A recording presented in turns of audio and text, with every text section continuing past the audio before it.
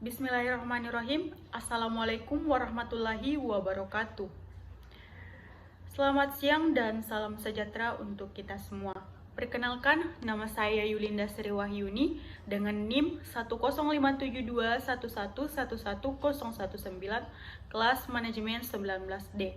Saya mahasiswa dari Universitas Muhammadiyah Makassar, Fakultas Ekonomi dan Bisnis, Program Studi Manajemen. Teman-teman, hadirnya saya di sini untuk memenuhi tugas ujian tengah semester akuntansi manajemen.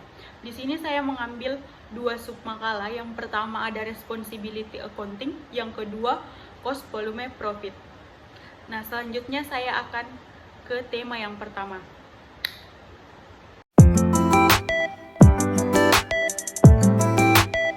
Nah, teman-teman, sebelum melangkah lebih jauh, kita harus tahu apa sih sebenarnya responsibility accounting itu.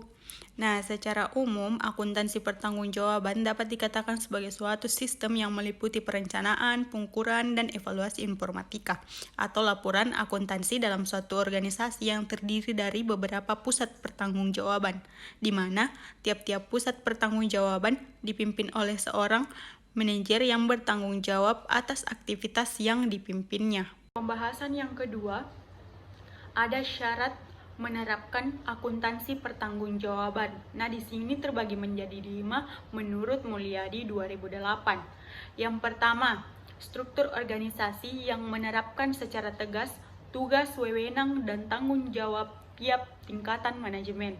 Yang kedua, anggaran biaya yang disusun untuk tiap tingkatan manajemen. Yang ketiga, pelonggaran sesuai dengan dapat dikendalikan atau tidaknya biaya oleh manajer tertentu dalam operasi.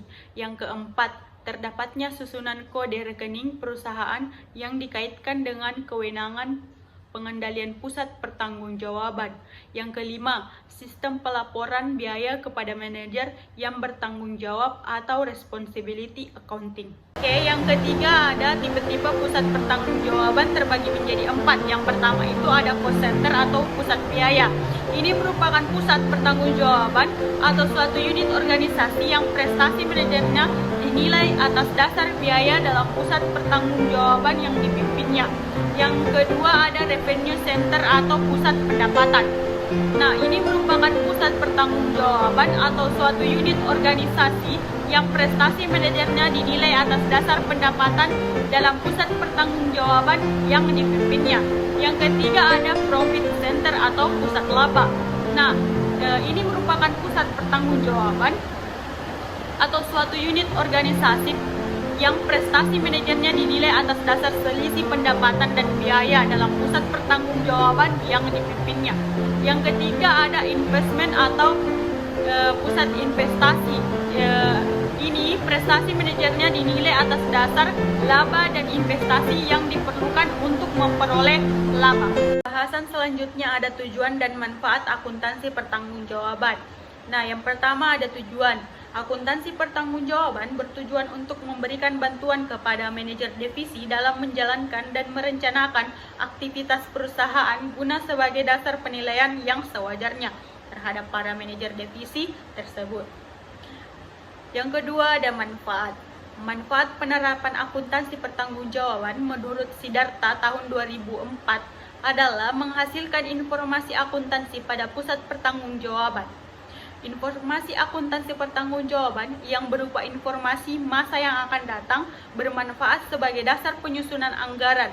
Nah, sedangkan untuk informasi akuntansi pertanggungjawaban yang berupa informasi masa lalu berfungsi sebagai penilaian kinerja manajer pusat pertanggungjawaban dan motivasi manajer.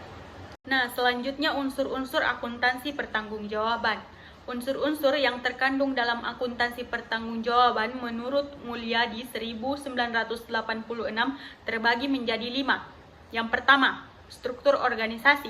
Yang kedua, anggaran biaya. Yang ketiga, penggolongan biaya. Yang keempat, sistem akuntansi biaya. Yang kelima, laporan pertanggungjawaban. Nah, rekan-rekan sekalian, selanjutnya kita membahas tentang penggunaan informasi akuntansi pertanggungjawaban untuk pengukuran kinerja dari sudut pandang manajemen by activity. Penggunaan informasi akuntansi pertanggungjawaban untuk pengukuran kinerja dari sudut pandang manajemen By activity adalah ukuran kinerja aktivitas muncul dalam bentuk keuangan dan non-keuangan. Ukuran ini dirancang untuk menilai seberapa baik suatu aktivitas dikerjakan dan hasil yang dicapai. Ukuran yang dirancang untuk menyatakan apakah terjadi perbaikan yang konstan. Ukuran kinerja aktivitas berpusat pada 3 dimensi utama. Yang pertama ada efisiensi, yang kedua kualitas, yang ketiga waktu. Nah, ukuran keuangan untuk efisiensi keuangan meliputi laporan biaya aktivitas bernilai tambah dan tak bernilai tambah. Yang kedua, tren dalam laporan biaya aktivitas. Yang ketiga, laporan standar Kaizen. Yang keempat, benchmarking. Yang kelima, perhitungan biaya daur hidup. Nah, yang di atas adalah contoh soal yang akan kita bahas pada responsibility accounting. Oke, baik teman-teman, saya akan memaparkan jawaban soal dari yang tadi. Nah, diketahui data Departemen Listrik untuk biaya tetapnya 700.000 dan untuk biaya variabelnya 300.000. Jadi totalnya 1 juta. Nah, selanjutnya data pemakaian listrik per tahun untuk kapasitas yang tersedia yaitu 320.000 kWh. Nah, untuk kebutuhan pokok departemen, untuk departemen X 80.000 kWh, Y 70.000 kWh, dan Z 50.000 kWh. Jadi totalnya itu 200.000 kWh. Untuk kapasitas yang bebas pakai itu 120.000 kWh. Nah, metode pembebanan tanggung jawab biaya listrik. Yang pertama atau metode pertama, pembebanan berdasarkan kapasitas pelayanan, di mana Departemen X 400.000, Departemen Y 350.000, Departemen Z 250.000. Jadi totalnya sama dengan 1 juta. Untuk metode yang kedua, pembebanan berdasarkan kapasitas pelayanan dan pemakaian. Nah, Departemen X untuk biaya tetapnya itu 280.000, untuk biaya variabelnya 2,5 per kWh. Untuk departemen Y biaya tetapnya 245.000 dan untuk biaya variabelnya 2,5 kWh. Untuk departemen X biaya tetapnya 175.000 dan biaya variabelnya 2,5 kWh. Nah, metode yang ketiga untuk pembebanan berdasarkan pemakaian. Untuk departemen X 3.125 per kWh, untuk departemen Y 3.125 kWh, untuk departemen X sendiri 3.125. Nah, sekian teman-teman untuk penjelasan responsibility accounting. Kita pindah ke sub. Kita akan membahas sub yang kedua, yaitu cost volume profit. Nah, sebelum melangkah lebih jauh, kita harus tahu apa sih definisi dari cost volume profit. Ini merupakan suatu alat yang berguna untuk perencanaan dan pengambilan keputusan karena menekankan pada keterkaitan biaya, kualitas yang terjual, dan harga.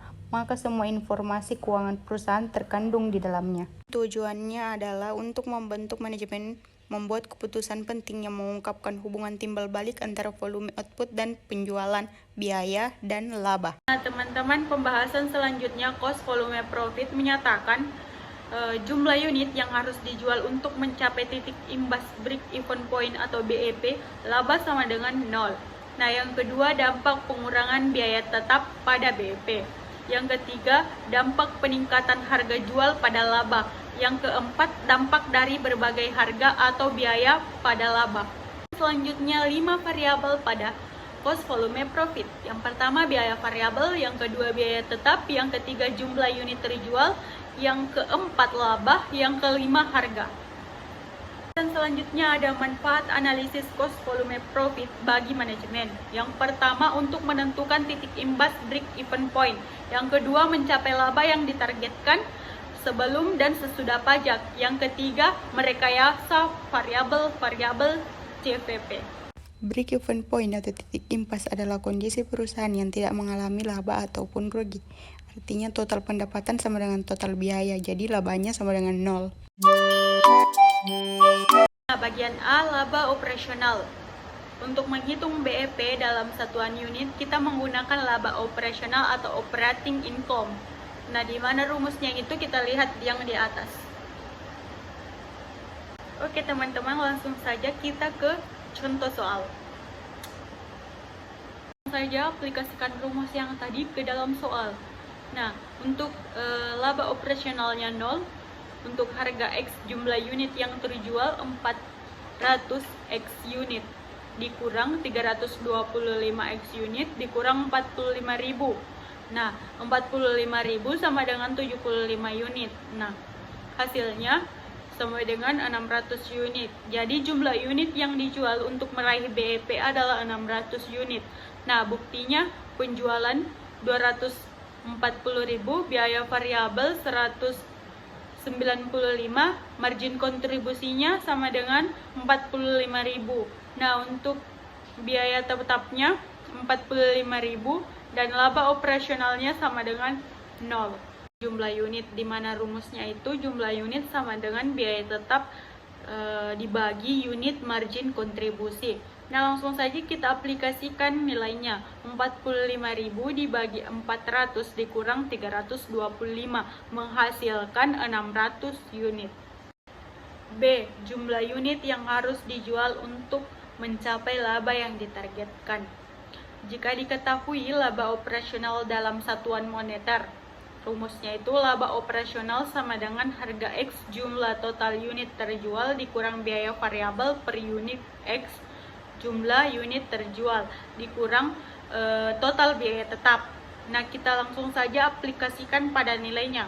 60.000 sama dengan 400 X unit dikurang 325 X unit dikurang 45.000, di mana 105.000 sama dengan 75 unit, sehingga menghasilkan 1.400 per unit. Jadi jumlah unit yang dijual jika perusahaan menginginkan laba operasional 60.000.